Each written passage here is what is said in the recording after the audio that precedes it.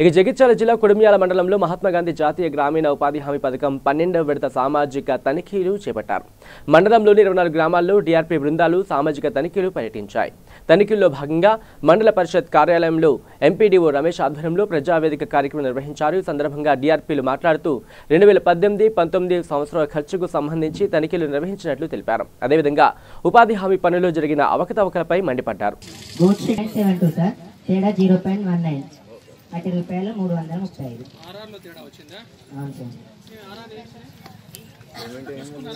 ఇక్కడ వర్క్ పని ప్రదేశం నందు పీసీసీ ఉంది సార్. వాటికి సంబంధించిన ఎంబీలో రికార్డ్ లేదు సార్.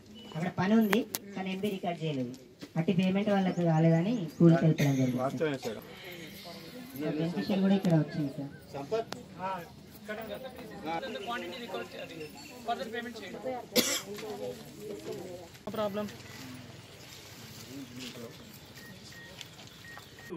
కొడిమ్యాల మండలంలో టోటల్గా రికవరీ మరియు ఫైన్ రావడం జరిగింది.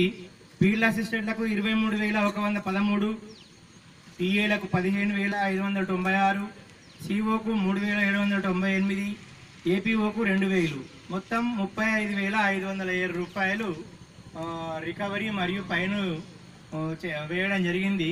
ఇందులో సార్ టైం బౌండ్ పెట్టిన అమౌంట్ కూడా దాదాపు ఒక 50,000 వరకు ఉంటుంది.